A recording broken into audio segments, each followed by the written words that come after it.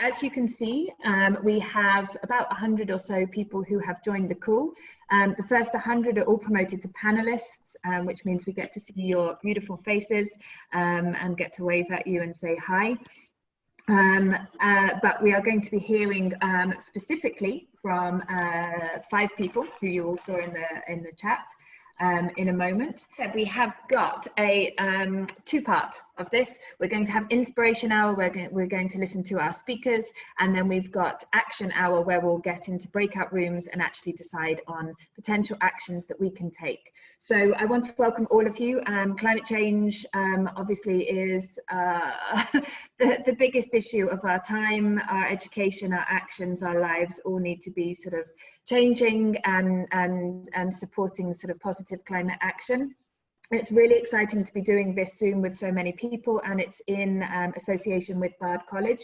When Bard sort of got in touch with us and said that they were having this massive Power Dialog for climate change, we were really excited to be part of it.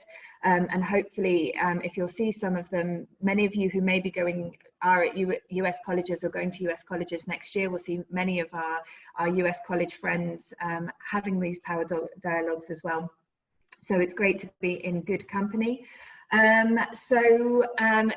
I think what I'm going to do, just in the interest of time, is completely sort of hand over to our first panelist, which is Anjali. And the idea is that Anjali will speak for, I hope, about sort of 7 minutes or so, and will tell us what she's been up to since she graduated from UWC, what she does for climate change action, and hopefully suggest something to us to get us thinking about ready for our conversations later. So Anjali, are you ready to go? I am. Thanks so much, Rebecca. Hey everyone, my name is Anjali. I went to UWC USA and I graduated in '09. I love that there's such a huge range of people on this call, people who are current students and graduated before me, so it's really exciting to be here. After I graduated from UWC, I should add that I live in Canada. I live in Vancouver. I actually saw somebody is in Vancouver right now. Lorenzo? Yeah, hi. Yeah, so after UWC, I went on to study at College of the Atlantic in Maine. There's a few alumni here on the call as well. And then at COA, I'd always been interested in human rights, and I'd done a lot of work with the Canadian Red Cross before UWC. And it was at COA that really, where I got to dive into climate change and started to see it for more than the environmental issue that I thought it was before, and see it as a human equity issue.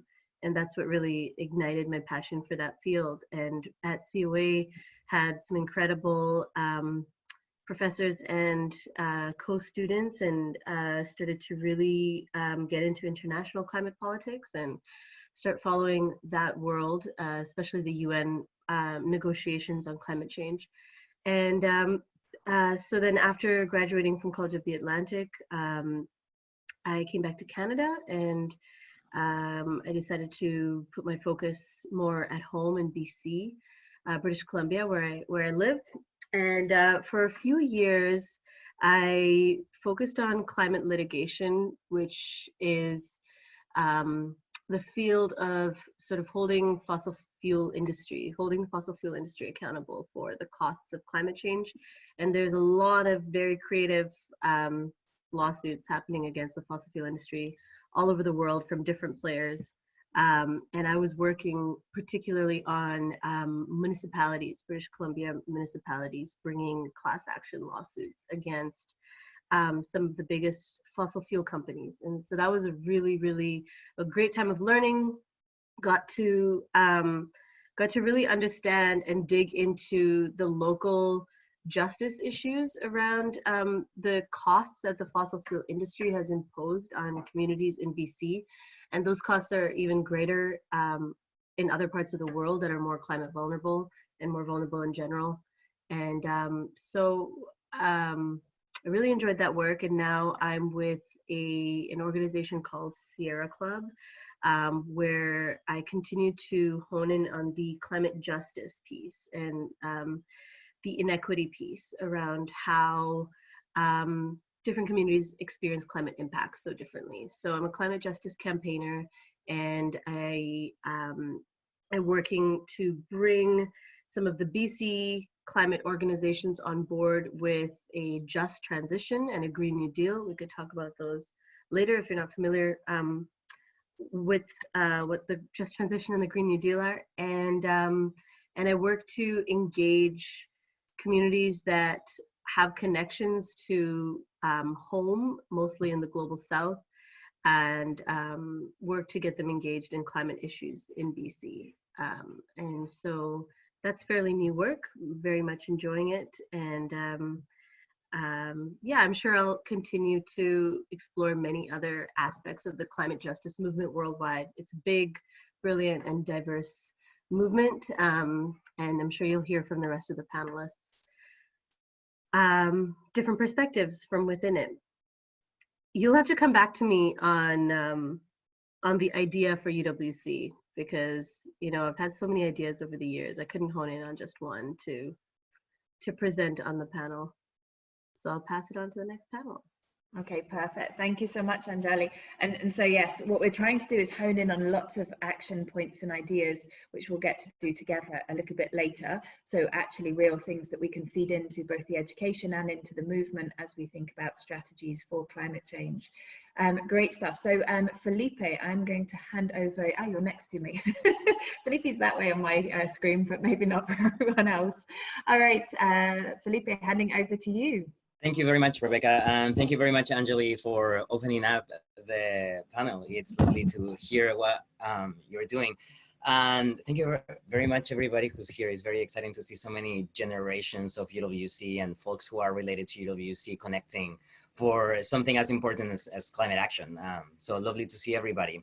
My name is Felipe Fontecilla Gutierrez. I'm from Chile. Originally, I went to UWC Southeast Asia in Singapore, Dover campus, if that means anything to anybody. I graduated in 2014. And after I graduated from UWC, I decided to go on a little bit of a journey. And I took 2 gap years. During my first gap year, I worked in UWC Mahindra College with the Akshara Foundation, their local impact organization, as an English teacher assistant and doing different work here and there. And I had the possibility to really connect with the environmental movement and College of the Atlantic, which is where I ended up coming to study. I am currently a senior. I'm on my last year at COA, and I'm studying human ecology, which offers an open curriculum. So I'm focusing on something on the lines of peace studies, education, and arts. While I was at UWC, I developed a really deep interest in the idea of peace education because of the UWC movement, but also because of the initiative that UWC SCA runs every year. They run a conference called Initiative for Peace, where they essentially bring groups from youth from a country that has had a recent warlike conflict, and they try to bring them together to talk about reconciliation, human rights, education, sustainability. So I pursue that as I moved on with my life, really focused on the interaction between human rights and reconciliation in post-conflict societies. And at COA, in a similar fashion as Anjali was describing, I got very interested in climate change. I had the possibility of seeing a lot of the impacts of climate change by exploring the natural environment on the island where I lived, but also I did a semester at the infamous Semester at Sea program, where we actually had the possibility to see the impact of climate change in many different locations all across the world. And I realized of the importance of working on climate action, not only because it was an environmental issue, but because it's also a very relevant human issue. So I'm now really interested in the intersection between peace education and climate action, how those two interrelate, and what are the possibilities that education can propose to create substantial social change and address sort of the root causes of climate change, which have a lot to do with industrialization and capitalism and the global markets and the fossil fuel industry that has been for so long controlling the world and controlling the dynamics between the global north and the global south, or developed countries and developing countries, or men and women. I see a lot of intersections. A lot of my thoughts and my involvement in climate action are influenced by ecofeminism and the work of academics like Yayo Herrero, Maristelas Vampa, which are Latin American, Spanish and Latin American, Argentinian ecofeminist writers. As far as my work goes, I am involved at College of the Atlantic with our climate justice organization called Earth in Brackets, which both Anjali and Nathan were a part of. It's been a really interesting journey because I have had the possibility to tap into international negotiations on climate change through the UNFCCC, but also to take a look at what's happening in my home country in Chile with regards to climate change. Chile has gone through a lot of different social movements as I've grown up. I grew up in the age of the student revolution, or the Penguin Revolution, where we had, hundreds of thousands of students taken out to the streets demanding free education. And that has transformed and evolved throughout the years into a deeper social movement that now is asking for the rewriting of the Constitution. So last year, I started along with a group of folks called it's an NGO called the Center for Social Reality Studies, and we do a lot of work on social change. We did a bunch of work with the LGBT agenda, and now we're doing a lot of work with the climate agenda. And we started this thing called the Thematic Roundtable for Youth Climate Action in the Chilean Senate. And what we're doing is we're gathering a bunch of different youth organizations and youth groups that are doing climate-related work, and we're putting them together in a space where they can actually have somewhat of a political influence, or at least where they can nurture from the conversations that are happening inside the Chilean Senate on the legislative process, on decision-making with regards to environmental laws or climate laws or fossil fuel extraction laws. Chile is a country that has been stained by the history of the dictatorship and Augusto Pinochet, who, among many things, privatized a lot of our natural resources and changed the dynamic, the relationship that the people have with nature, and really resourcified all of our natural resources, or water bodies are private and are used mostly for mining. And that has pushed a lot of native communities out of their land, or has created situations where environmental defenders that are protecting these water bodies, where hydroelectric powers, hydroelectric dams are being built, have been murdered, or have been persecuted, or have been set up by the police. So there are a lot of different issues that are affecting climate change from a political standpoint. So the organization is trying to gather people, gather youth, so that we can push towards legislation that can protect the environment. And now, with rewriting, the possibility of having our constitution rewritten, the conversation that we're having is how and whether it is useful to think about the rights of nature as a fundamental part of a country's constitution in order to protect the environment. And I think that's a really important conversation that now that we're seeing, this is really pushing us to restructure, can be reformulated. So thinking about how actions under the law to landscapes that are so important for human sustenance, be pushing forward. The UWC short courses, which I think it's what I want to talk with regards to my idea to UWC. The question was an idea for UWC that could tackle climate change, right? And I think that's a very complicated question because of the nature of UWC. What we do is to move people around in planes in ways that are not necessarily the most sustainable, right? So it becomes a little bit of a paradox to think about how can we use this platform that we have climate change when we are also by our own mere model impacting climate change. And I think that strengthening the youth movements, strengthening the social fabric, the global social fabric, is very important in order to really make a big push towards the change that we need. And for that, I think there are many things that need to happen. I think that one, and I'm sorry for what I'm gonna say, but I think that going into industries that are extractivist, that promote extractivism, it's incredibly problematic. It's part of that, and I think that one needs to be very wary of our positions within the system. And I know that sometimes it's very important to be able to scale up our livelihoods, but also I think it's very important to find ways of sustainably protect what we have. So I think that working, pushing, or supporting ideas or the ideas within the climate justice movement becomes very important. And I think that informal education really proposes a good format or system, and even online UWC could propose a very interesting system for connecting folks from all across the world to talk, reflect, and reimagine the world or the systems that we live under. The UWC short course Bridging Cultures is something that I took part on last year in Mostar, which was a really incredible experience to see how young people come together under the idea of UWC without necessarily having gone to a UWC school, and can still bring the UWC values, the UWC mission to action. And I think that injecting effort and energy and money into these other programs that don't necessarily require mass movement of people across the planet to create it, keep on working on.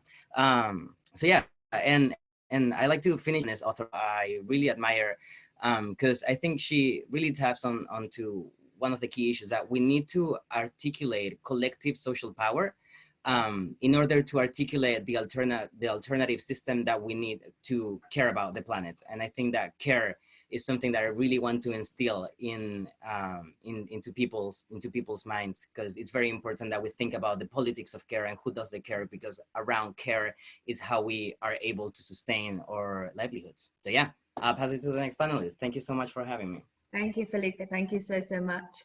So I'm going to go straight over to Mikki. Mikki has informed me that she is in a Greek mountain in a wooden hut with potentially dodgy internet. So we're hoping that it holds out. And if not, we'll cut to Nathan, but fingers crossed, Mikki. And she may have to turn her video off. So Mikki, over to you. All right, thanks, Rebecca. Felipe, thank you also. That was really interesting, and I think kind of ties into a lot of what I'm going to be saying. So I'm an AC alum. I graduated Atlantic College in 2011. Went to the Netherlands to do a liberal arts degree in a little bit of everything, but mainly focusing on anthropology and geography. Left there with a lot of big ideas, not really sure where to focus, was mainly looking into the social safety nets of climate change, especially for Indigenous communities, but ended up working in a refugee camp. Finally did a master in environmental change, and somewhere down the line ended up teaching environmental systems and societies and geography at Atlantic College for half a year. I think that was a very interesting moment in my life, because I had a lot of ideas of how UWC had shaped me and kind of what it was to me and how fundamentally important it was. And I think teaching there was a kind of giant slap in the face, a little bit of a reminder, but also very, very inspiring and exciting. I had an incredible time engaging with students and an incredible time battling with teaching for the first time ever, but also had a lot of issues with the ways in which we approached environmental education, and still approach, and realized how there's fundamental flaws in the education systems which we're currently working in, and which actually align quite well with a lot of the fundamental systems that I see in how we approach climate change. So for example, we work in silos. Everything that we do in education has to do with which group it's in, and is it a social science or a science? Is it a maths or is it an art? Is it this or is it this? And if it's this, you put it in this box. I think with our approaches to climate change, I have a BA and an MSc, and I'm often kind of torn between the scientific side or the social science side, or I'm asked from which perspective is this coming, and therefore it has these, and these implications, or these ways of approaching it. And so I think climate change and education as a practice have this kind of boxing in common, which makes sense, because if we learn from a very young age that we put things in boxes and that we must keep them in these boxes, then we're going to maintain that in tackling some of the biggest problems that we face. I think another thing that for me teaching was really kind of stark, and I feel like I didn't really remember it, but maybe I'm just like glorifying my student times at AC. But there's this crazy kind of end goal view. So why are you here? You're here for your 45. You're here to get the IB. You're here to memorize all of these facts and put them on this test paper at the end of your 2 years. And there's a kind of forgetting of the whole process, a whole forgetting of the transformation and the ways in which we can get to this end goal. And I think with climate change, we often do that as well. We think about reducing carbon and it turns into a number, and we have this idea of we have to get it to however many parts per million by XXX date, or we have to cut this amount of plastic, or we have to whatever percentage. And actually, I think we should be approaching environmental issues in a much more systemic way, in a much more transformational way. I think the reasons that we are living in the world that we're living in the way it is because it needs a fundamental shift of our systems. And that means looking at the journey that we're taking and looking at the kind of whole holistic bodily transformation that we go through to take that. And I think education kind of echoes that. My students were getting 5 out of 7 in some sort of nothing meaningless test that I would set them, and they were disappointed when actually they had gone and experienced things and they had seen things and read about things, but actually none of that mattered because it wasn't a 7. So that was a kind of another shock in the system. And then finally, I think the third thing that really surprised me and was maybe the most problematic for me was the ways in which we make sacrifices. So in education, we decide what to value and how much we should value each different element, right? So we have your 45 or your A grade or your whatever and your university transcript, and we place that quite often higher on our value scale, which I have no idea how it's made up of, than, for example, mental well-being or spending time outside doing nothing or creativity for the sake of creativity. And I think in that same way that we are taught that it's okay to make sacrifices in a certain way that somebody else has kind of determined for you, we also, within approaching environmental issues, make these sacrifices. We leave school in these education systems and we decide that it's okay to make certain sacrifices of indigenous populations because they're not as seen or heard, or it's okay to make sacrifices of people on the front lines, or it's okay to use this as kind of wasted land or sidelined people. And I think we in education practice and we in climate change, tackling climate change issues, tackling environmental issues as a whole, need to have a really, really critical rethinking of what we value and why we value it and how we make the sacrifices that we do. And so these are just some of the parallels that that kind of came up for me. And in questioning whether I wanted to continue teaching these 2 IB subjects, I thought, actually, no. I think that we need to shift the way in which we teach and engage with education. And so kind of started working with Atlantic College on developing a new program of education focusing on nature-human relations. And I think taking the ways in which we see ourselves in the face of nature, and the fact that we have even nature on one side of a spectrum and humans on the other, is already a hugely problematic thing, but it's kind of prevalent, I think, in the ways in which we approach education, and therefore will be prevalent in the ways which we engage with overarching issues such as the environment and climate change. And so for the last couple of years, I've been working with a group of students and staff trying to make a program which is focused on trying to get rid of these silos. It's based in anthropology, arts, geography, biology. It's question-based, so we aren't looking at theme of ecosystems, biodiversity as one theme. We're looking at what does it mean to be alive on this earth? And you can approach that from 50 trillion angles and incorporate as many different approaches and viewpoints as you can. And I think that what I would propose to UWC as a kind of question is, how can we rethink and how can we re-engage with the things that we do to really prepare our students to be able to engage with issues such as climate change in a more holistic way, in a more systemic way, and in a way which understands that we need to look at issues from a different viewpoint. So we need to think about the fact that we're valuing certain elements for a reason, and critically reevaluate why we value those elements for that reason. So why are we thinking that it's okay that inequality persists? Because a lot of us would answer, it's not okay that inequality persists, but the ways in which we continue with education and the ways in which we continue trying to tackle environmental issues actually point to an alternative answer. It's not, I think we're not practicing these critical questioning approaches that we should be.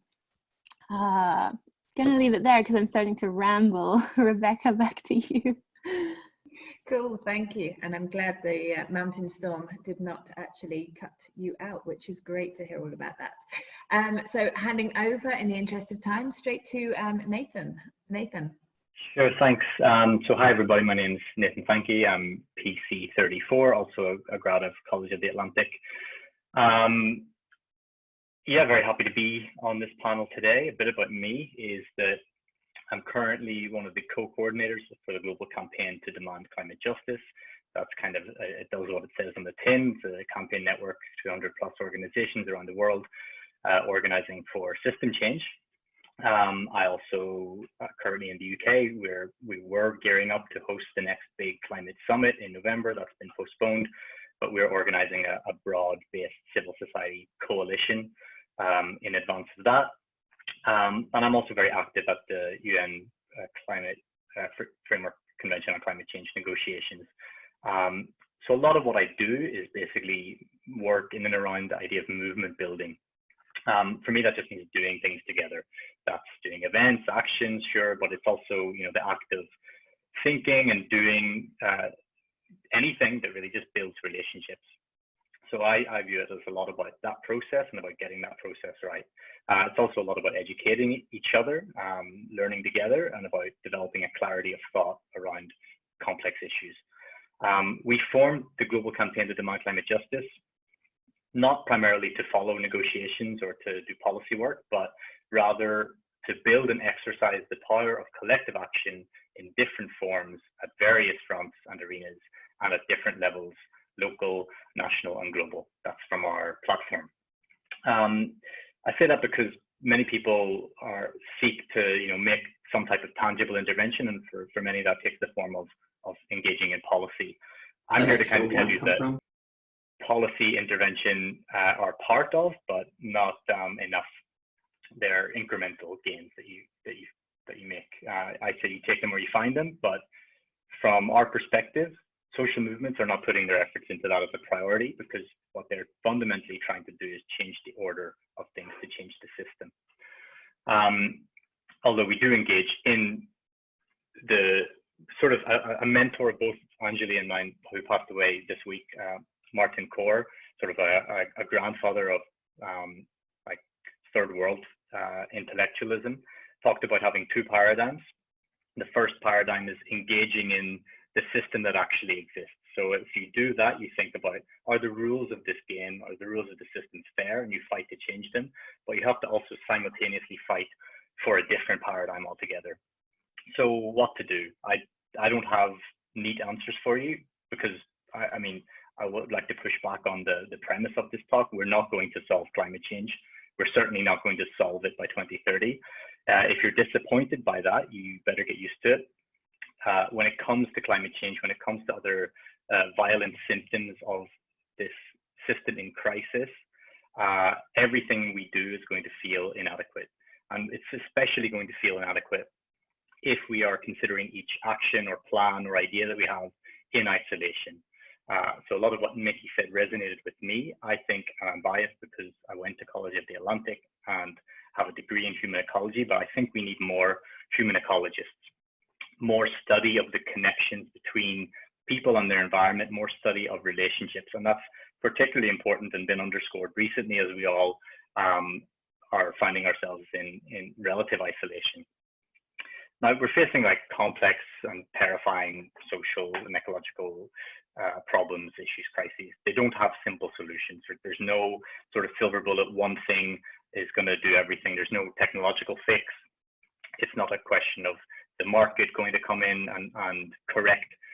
What there is a sort of depth of human history and experience to draw from, to learn invaluable lessons about what we can and what we should do. So there's a great Milan Kundera quote that the struggle of man against power is the struggle of memory against forgetting. So that memory that we hold within us can actually prevent us from succumbing to despair and recognize that the challenge of apocalypse really for many is nothing new. But we shouldn't obsess over the past, right? We have to look to the future itself. The most important thing you can do right now is engage in struggle today where you are.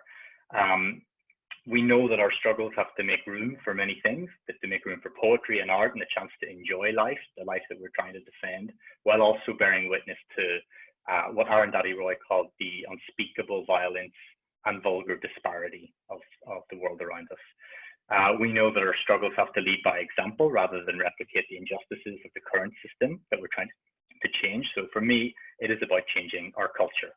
But we also have many, partial kind of practical solutions to these crises that are aimed at transforming one particular subsystem of the overall system. So we know we need to transform energy systems, food systems, transport systems, and the economy in general. There's lots of practical ideas: redirect funds away from fossil fuels and into renewables, force decision makers to leave fossil fuels in the ground, start energy cooperatives, start food cooperatives, steer the technological shifts towards collective liberation rather than oppression. We know you have to tackle military-industrial complex. It's also about stopping deportations. It's about securing livable wage for workers, land rights for indigenous people and peasants, access to food for those without. We could list them, but there's not really any point. We just have to commit to taking action, right? We have to commit to the struggle. Together, you're always going to be more than the sum of your parts. We're told sometimes, this is why we believe it, that nothing we do matters, but that's to think as an individual rather than as part of the collective.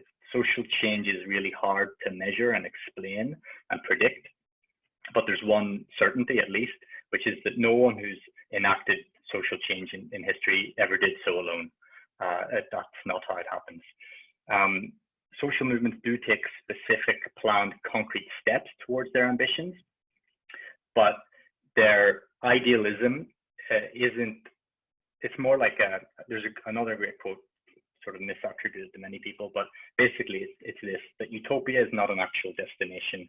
It's a reason to keep walking and walking. So it's about hope. That's the greatest source of our social power. That requires breaking the control that the hegemony renders its subjects unable to see alternatives. We need to question that. We have this idea that everything is impossible. All of the changes that we want, our utopia, our dreams are impossible, and they will continue to appear impossible until we've achieved them. There's a sort of endless swirl of talk about the Anthropocene, and particularly now kind of about the end of the world, about apocalypse. And it becomes very easy to imagine that rather than to just imagine an alternative. But we can't allow that kind of fatalism to triumph, right? The origin of the word apocalypse, Mikki, you can correct me if I'm wrong, is a Greek word, and it means to uncover or to reveal. I think what we're seeing, what's being revealed right now, is something that we already knew, that many people already knew, that the system we live in, you can call it what you want, capitalism, patriarchy, white supremacy, ableism, it's murderous, right? But it's also not, it's not inevitable. What we're seeing play out in the response to the coronavirus pandemic is what once seemed impossible is now fact. What once was unthinkable is now being discussed because it was never impossible in the first place. So we've been living in this cruel world for no real reason. So my basic message is that we can't go back to that kind of normality. We can't allow that suffering that normal brought us. We have to actually make our dreams our demands, right? We're not interested in pragmatism anymore. We have a world to win, as we always did. So my message, I guess, to you is that you have to figure out just what your role is. You have to be prepared to sow the seeds for the future, for your whole life, without ever reaping any of the fruits, because you're not doing it for yourself, but you're part of something greater. Awesome, thank you. And I really took away, I like that. How do we make our dreams our demands? Which I think will frame the future, the next part of the conversation. We'll go over to Pietro last but not least. I heard Nathan talk about fossil fuel divestment, and I believe that you've been doing something about that at UCL. So Pietro, over to you. Thank you, Rebecca. So hi everyone. I'm Pietro. I graduated from UWC Maastricht in 2017. I mistakenly thought that it was a good idea to go straight to university, so I did that. And now I'm in my third year of university, just about to finish. I'm studying geography. I'm in London. And yeah, I feel like a lot has been said before me. So I will try to maybe merge together some of the things that have been said, and maybe try to approach them from a personal perspective, so not to repeat myself, not to repeat what others have said. So yeah, as Rebecca was saying, I've been involved with Fossil Free UCL, well, not anymore this year, and a bunch of other campaigns at university and outside university. So when I think it's important to think of my relationship with the climate justice movement to understand really where I'm standing right now. I think I had a very limited and wrong, actually, idea of what climate justice was when I was at UWC. I totally thought that, and this is my fault and the fault of the school and my peers as well, I think. I thought that climate justice was stopping climate change, which is not what it is. And many people that have spoken before me have made that clear, and I think it's really important that we understand that. And then when I arrived at university, I had a period where I started to be engaged with different campaigns and different movements and different people, and this engagement got me to rethink the way that me as an individual and me as a part of a movement as well had been perceiving climate justice and had been acting upon it. So I joined the UCL Fossil Free UCL, which was this campaign that students organized, which was pushing UCL, my university, to divest from fossil fuels.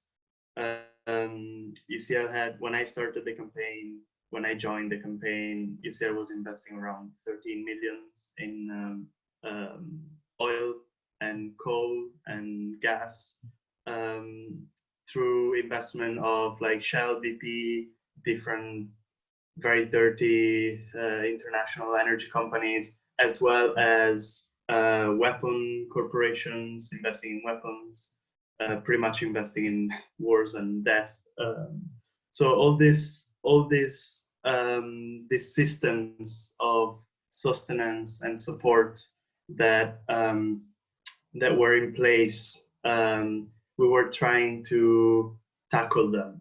We were trying to tackle them from a market perspective, because obviously the idea of divestment is one where there is an attempt to try to get an institution to stop funding certain activities and funding something else instead. So that was my initial approach to climate justice. Was like, yes, the institution that I study in, the institution that I work for, is investing in the wrong things. And from there, my process of understanding of climate justice really evolved.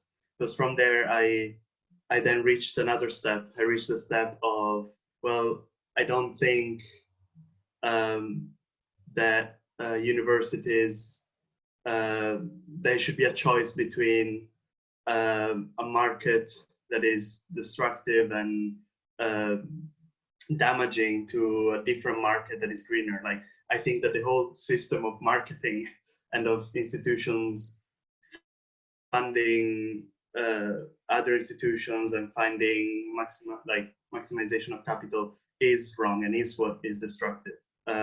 So then I moved towards a different kind of perception of climate justice. In the meantime, the UCL fossil-free campaign won. So that means that UCL divested. Well, we made UCL divest from fossil fuels, and this has been contributing also to my understanding, to my changing understanding of climate justice, because the campaign had been going on for 7 years, and when UCL divested, after 7 years of silencing us and trying to not give us space to speak, trying to neglect our demands and everything, they turned this decision into their 2020 green plan, you know?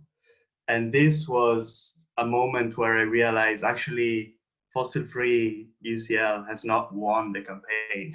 UCL has won the campaign, because UCL has been able to capitalize through social capital and through economic capital, because they divested because it was convenient for them to do so. And they made our struggle look like a failure, which then I think it was. I think it was because UCL, my university, gained from this process. My university became stronger. My university became green at the eyes of potential applicants, at the eyes of potential investors. So that was when the UCL fossil-free campaign ended. Whether it's a failure or a success, that's up to everyone to decide. And then I became I joined other campaigns which were focusing on a variety of different issues, such as justice for workers, such as wider networks of climate justice groups that were explicitly anti-capitalist, explicitly in opposition to state support of corporations, state violence, police, and all these different institutions of the state apparatus that I think support the current system and protect the status quo, and therefore make it much harder for social movements to create change, and make it much harder to, as Nathan was mentioning, to really think about an alternative that is outside this hegemonic, sphere of imagination.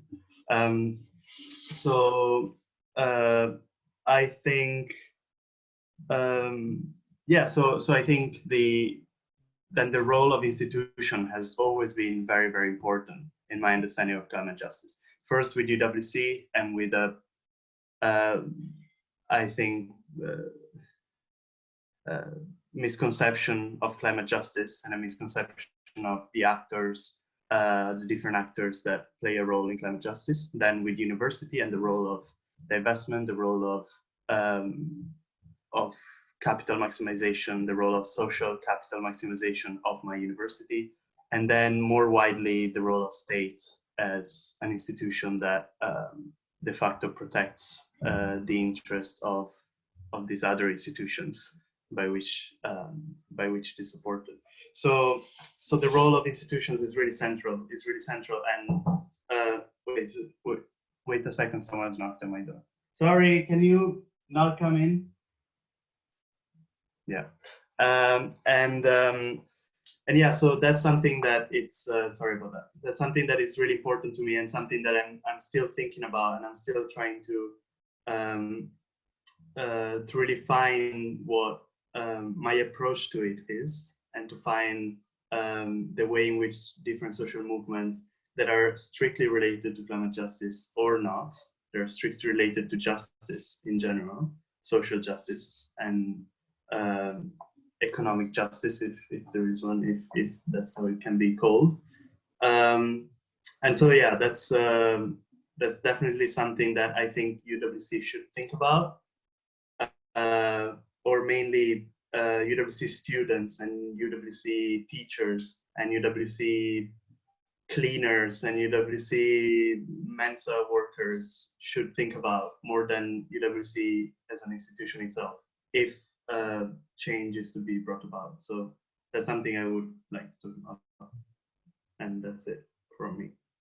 Thank you so much. So we've heard such a wide range of different perspectives that have taken us from the sort of whole gamut around sort of climate change, social justice, etc. What I'm going to suggest is we're now going into the second part, and I realize everyone has been sort of listening so intently. The second half is where we actually want questions, comments, and we actually are going to go into breakout rooms to answer some questions, and that people will be put into rooms of about sort of 8 or so. And there are 2 aims for this. First one is connection. I don't think we've ever had, other than Congress, such a widespread of different people across UWC and guests and friends of UWC in any one space to actually be able to make connections. We've got people who graduated like me decades ago, people who are still at the college, people who are teachers. We've got from every sort of part of the planet. So it would be incredible for people to just get to know a range of different people as part of connections within the movement in smaller groups. And then the second part of that is to actually come up with some solutions and some ideas. So I liked, as what Nathan said, how do we make our dreams our demands? And we're going to look at things like, what do we need to learn? What do we need to do? And how can we possibly make this network help make it happen? Bard was very clear, as I think Nathan rightly pointed out, we're not going to solve climate by 2030, but their inspiration is that we have a decade to really make a dent in it, and that as UWC, as part of our values and as part of our mission, sustainability, social justice and peace are integral to what we are and who, what we do and who we are. So Sarah is going to now post a link on the Zoom webinar chat. So this is an invitation for all of those who would like to have a smaller, more intimate connection. You need to go to a different Zoom link, because we can't do the breakout rooms in the webinar format. So for that, Sarah's posting it, so it's the next one down. There is a new Zoom panelist, a new Zoom link. If you would like to now come into the action part and the second half, and if you were just happy to listen, that's absolutely fine. Thank you so much for your time. If you want to come into the discussion part, please follow that link now, or as of now. And we will see you over there. Hopefully within the next 5 minutes, we can all migrate to that different Zoom link so we can do all the breakout rooms and ask questions, etc. Amazing. That seems like we've had a reasonably successful migration. It's happening. Cool. In the meantime, I can see Andrew there, and Andrew, you had a question. I saw that you posted it. So while we're just waiting for a moment, just for everyone to come, Andrew, do you want to ask your question? Sure. Hi, everyone. Yeah, I guess, I mean, Pietro sort of framed UCL's assumption of his organization's goals as he said, oh, it seemed like he thought it was a failure, and he was sort of saying, oh, some people might view it as a success. And I mean, it's a larger theoretical question as to whether radical politics, the goal of radical politics should always be the assumption into the mainstream. I mean, you know, if it stays radical, it's always out, it's not being enacted, it's not in the mainstream, it's not being done, it's not being centered, it's, and then it isn't to say then there's more radical politics to enact than later. I mean, you continue to push for it, you hold them accountable, you fight for other causes that are important, etc.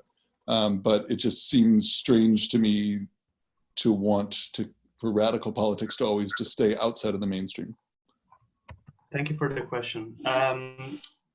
I think what I was trying to say was that the fact that UCL divested did not impact at all. If anything, it reinforced a system by which that institution, my university in that case, but most corporations around the world are set up.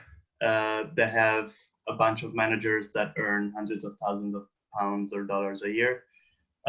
They try to silence the voice of those within the institution that are attempting to change things, and that's what they did. And they're ready to change their structure only when it is convenient for them to do so, and when it is possible for them to remain in a position of power. And so that's totally what happened with UCL. We still had management calling police on us for my mic to be off. Can people hear me? Yeah. Yeah. Okay. Yeah. So I think the aim, if we can really give a general understanding of radical politics and its aims in 2 sentences, which is definitely reductive, and I think the aim would be not to change the content of institutions and the way in which business is carried out, but to really change the structure of it, and to really fight against non-democratic structures, against oppressive structures, against unequal structure. So it's something more than the divestment itself, because the divestment is concerned with the content of the action of the institution. I think the structure of the institution should be something that we should look at more. I don't know if I've answered reasonably. Andrew has a follow-up, so. Thanks. So that makes me think then that divestment is not the right goal. I mean, one of the main arguments for those who argue against divestment, and so Middlebury College, where I went, which is a very environmental school, went through a huge process of looking at this, and they said, no, we want to stay invested so that we have a seat at the table, so that we can argue against the politics, so that we can argue against that. And if everyone divests, then who is left but those without values? So, I mean, I'm not saying that's what I agree with, but sort of like your goal was divestment, they did it. Yeah. Good job. Have them not divest and stay there and fight for more democratic decision-making processes, fight for them to follow environmental policies better, etc. You know. Yeah. Like objectively, the campaign was a success because the aim was to divest, and they divested. But obviously, and I hope I mentioned that at the beginning. This was part of my process of really engaging with climate justice. And it was a process where I really understood that campaigns and movements such as the ones that ask for divestments, are really not the answer to the problem that we have. And if anything, they exposed the challenges that engaging with structures of power have. So yeah, it's been more of a process of understanding my own stance of it, more than a standpoint in my approach to climate justice. So yeah, it hasn't been at all it's not my current stance on how to solve the climate crisis. It was more of a process that informed my later perceptions of it. I don't know if it's been... Cool, thank you. All right, so I think if you have been listening patiently, perhaps you want some time to talk. So what we're going to do is the lovely Sarah is going to put us into breakout rooms, and I have 3 questions for you which we will put up, which is what do we need to learn, what do we need to do, how can we make it happen? Fairly simple questions with the idea that A, will build some connections across the network, and B, maybe that will come up with some suggestions that we can then actually enact and see what perhaps the power of the UWC network can be. So I understand the quarantine are possibly all together in one group, but we'll see what they want to do, because there's I think a group of about 8 students possibly all watching together in Maastricht. But other than that, Sarah, do you want to do your thing? We'll put you in there for sort of about 25 minutes or so to kind of connect and have some conversations. And I hope you have really interesting discussions. And let's see what happens and what we can think about. How do we make our dreams our demands? Alrighty, did we all make it back? Hi, everyone. I think we're all here. Excellent. All right. I'm not quite sure how this is going to happen. I hope you all had discussions. I don't know about you, but I felt like that could go on for a lot longer. And we were just starting to dig into things. And if that's something where we do want to, if there is feedback where people would like more conversations and more sort of longer time to meet people across the network, then please let us know, and we can arrange, different formats of these talks, or sort of more connections and things, because it's infinitely possible. Clearly, we've just done it. All right. Can I have someone to feedback? I'm shouting out to anyone. I can, if you want to. So in our group, we had a full range of recent grads, to people graduating this year, to teachers as well. So we had a range. So we kind of didn't go through them individually, but all our answers kind of intertwined. We feel that those 3 questions were kind of overarching, and we mainly talked about discussion, and of course linking back to mainly the IB, and just how that limits so much within the current UWC on how do we learn, and then what do we need to do as well. The can have many limitations. So we were talking about potential changes to the IB, and talking about a bit about what you're doing as well, and just talking about how through this we can really link more to overarching themes of climate change and climate justice as well. So it gives it more that leeway, not just climate justice, but other key issues at the moment. Then as well, one discussion which was talked about was the distribution of finance among UWC, how quite often the UWCs who want to make change and do more, sometimes maybe don't have as much funding. But then it was mentioned how certain UWCs, maybe like SCA or Thailand, who have a lot, maybe have more of the finances, or maybe more who have an education corporation model more, therefore maybe would be least likely to change to how we can maybe distribute more of that. And then I think one key thing was we wanted to keep on talking. We were only just beginning to look into some ideas as well. I'm trying to just look for a couple of members of my group to see if they want to say anything I might have not or have forgotten to mention. We've got quite a few groups, Amelia, so I'm going to be politely shifting on just to kind of get through, because we've got a couple of people in the chat who have done that. But I hear you on conversations just starting, absolutely. Luanga said that they, Luanga, if I'll go to the next person and then I'll come back to you to see if we can do that. Lucy. Okay, so in my groups, many members, including myself, were interested to learn more. So we were first talking about climate finance and how the fair share is calculated between countries. And then in terms of talking about where we can go as a UWC group from here, we were talking about having cross-discipline dialogues, so connecting students and to other members of the UWC movement in their specialized disciplines and sharing our knowledge amongst each other. And that we'd like to have more people who are well educated and studying specifically about the climate and can share their specialized knowledge about that with the rest of the movement. And then also things just like having more Zoom calls and more conferences like this where we can all engage and learn more. Perfect, and we can kind of combine the two with perhaps some other people of experts to come in and do that. All right, Luanga, you now said that your audio might be okay.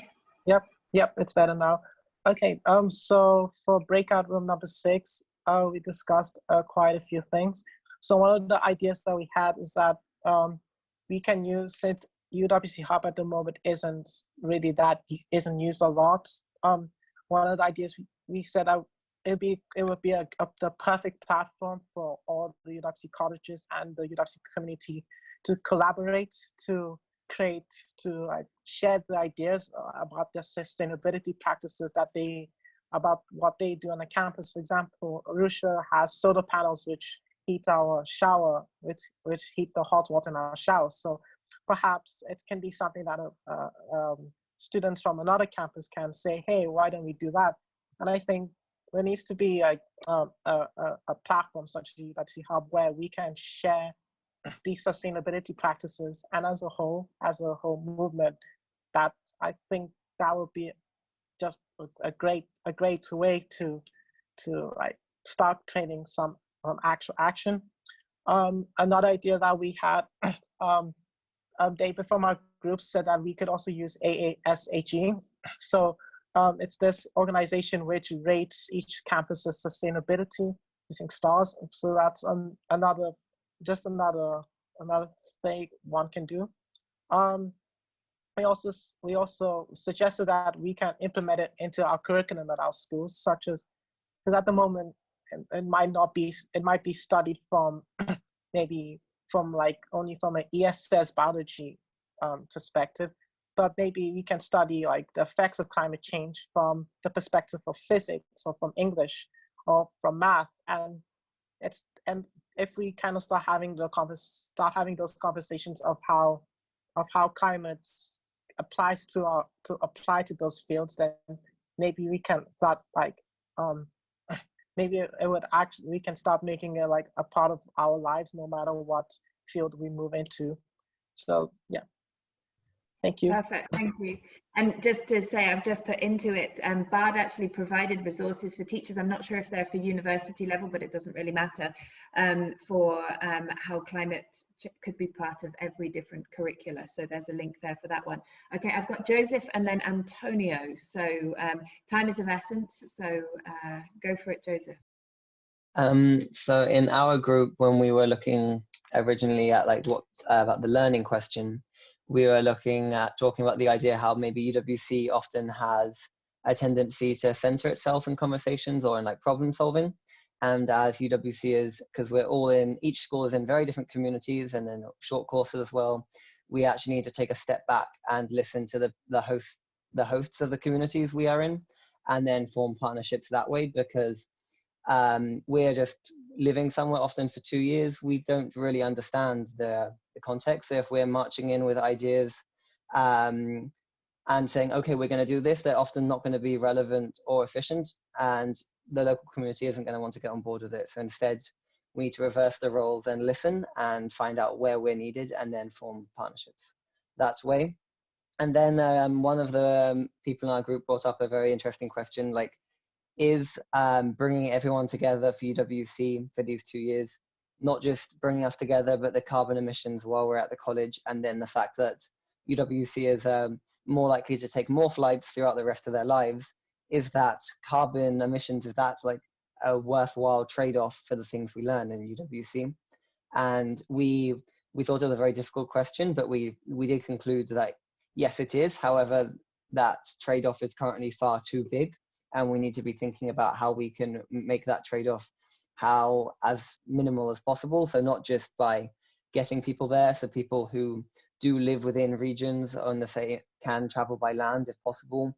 But also while we're there, so things such as project weeks, not flying, staying within the country for project weeks, catering, all things like that can be changed, and that how we discuss how perhaps we need a movement-wide direction on this. And this, I think, where everyone else is talking about how it would be great to have more collaboration across the movement. This is something that perhaps could be developed, is like a movement-wide plan for solving climate change in the next 10 years. And obviously it's going to vary by school because we all have different resources and different contexts, but I think it would be, we all decided we thought it would be good to have a general direction that all schools can sign up to. Great stuff. Thank you so much. Antonio? Yes, hello everyone.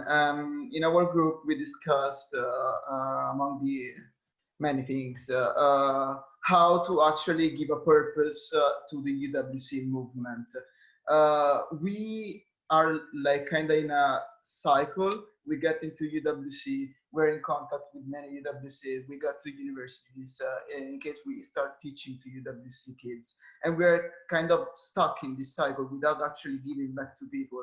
And so basically, or most of us talking, not in general, but in this case, I think our group came up with the idea that we should actually raise awareness face-to-face with people, go out from the cycle of UWC and actually start facing problems with people in schools and raising awareness among everyone, not just in our cycle.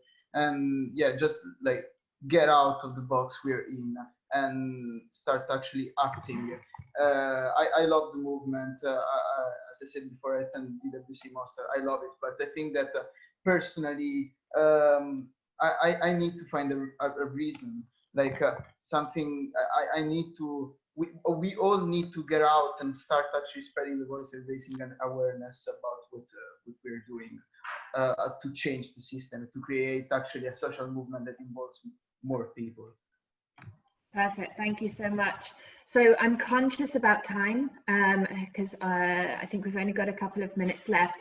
I've just seen on there, G2 said that these are all important conversations and we should continue them, and that we're just scratching the surface at big picture level, and we're just trying to get into the sort of, you know, the juice and you know, sort of go a little bit deeper. And it is so wonderful to be connected with so many people across different generations, different UWCs and different countries and different places, different communities, from different backgrounds, etc., to actually kind of do some more of this work together. So yeah, there's a lot of I'm just looking, David saying have a specific topic to discuss could perhaps help focus on specific things and produce results. Okay, so what we're going to do and we will commit to at the international office is to taking we've recorded the session, we'll take down some of the notes, we'll take down some of the ideas, and then put that back into an offering somehow to hopefully sort of engage more people within this. And given that everyone, or not everyone, but the vast majority of us are at home at this moment in time, or somewhere where we are self-isolating and are able to jump on, then it's good timing to perhaps have some of these conversations while we're able. I don't know if there are any last words that any of our panelists want to say. I can see Nathan down in the corner. Nathan, do you want to have a final word? No, opting out. Mikki? Can I, oh, sorry. Pietro, yeah. Just something that I really value personally is to us people who are students, who are going to be students, who were students, wherever they are, to really try to question the importance of the place where they are and the importance of the place they work for, and really understand that when you arrive in UWC and all is talked about is that you need to put the plastic bottle in the recycle, the fact that billionaires are funding our scholarships, as well as funding oil corporations, is not really discussed, and is something that really should be central to whatever next step we're going to take, to look at the bigger picture. At least that was something. Thank you. Anjali, do you want a final word? No, I just wanted to thank my group for sharing such wonderful perspectives, and to thank all of you. The conclusion that we came up with is that this kind of dialogue is such a powerful tool. And so thank you to Rebecca for facilitating that, and hope for more opportunities like this. Yeah. I think we've learned a lot, and sort of more opportunities to go sort of longer dialogues, deeper into discussions. Felipe, do you want a final word? I don't know. Sure. Well, thank you so much for organizing this. I think that, yeah, I've definitely, it's been a really inspiring session. So I really hope we keep on taking this forward, and we really keep on having these very, very important conversations about the movement that we're a part of, the nature of it, and how do we see it in the future. And I'd like to really, send out a lot of energy to everybody, and really hope that you all get engaged somehow, some way into climate action and climate justice. No matter how small your action is, like, the power is in the collective. If we're all pointing towards the same direction, then we stand a better chance of changing things. So yeah, thank you for having us. Thank you, Felipe. And last but not least, is Mikki still here? Yep, I'm here. All right, final word to you, Mikki. I think that I don't really have many final words. I think it's not really a final kind of thing. I think it's a very process thing, and it feels a bit odd to give a final word. I think that it's about really ensuring that climate change and environmental issues become integral and overarching in the ways in which we think about all that we do. And so I guess, yeah, keep looking for the connections and the systemic nature of this issue, and seeing how we can try and tackle it from a number of different ways with as much kind of empathy and compassion as possible. Thank you. Rebecca, is it okay if I actually come in? I was too quick to pass up my chance for a final word. No. Sorry, Mikki and others. It just occurred to me. I'd already shared this with the smaller group, the breakout room, but I just wanted to share again, particularly with anybody who's about to go in and do the IBs in a matter of a few short months under like kind of unimaginable circumstances, and who knows what they'll be at that stage as well, or if they'll even happen. But if you do go in to do the exams, and I think maybe this is also worth bearing in mind for the rest of us, keep in mind what's been revealed to us in the past few weeks, which was always true, but the people that are essential, the people that are essential for the well-being and functioning of our societies and economies are usually not, on the whole not, people who went and did a 45 in the IB and then went to an Ivy League and then went to Wall Street. Most of them are people that didn't finish school at all and work in the fields feeding us, and work in all of our hospitals and cleaning them and delivering our food to us, and all of those kinds of things. So the IB doesn't matter. That's another thing that's been revealed, but also good luck in your exams. Excellent. As the head of educational development, I like finishing on the on that note. So everyone, thank you so much for coming. I commit to trying to make more conversations happen. Thank you so much for giving up your time. Thank you so much to our wonderful panelists, and thank you to everyone who contributed to the conversations, which is all of you. Sarah, are there any final notices? Okay, and just feel free to unmute yourselves and say bye as we leave. It was so great to have you all, so thank you so much for coming. I think the UWC quarantine should be for us. Bye-bye. Bye, everyone. Thank you. Bye. Bye. Everyone. Deus, Clara. Bye, quarantine. Bye.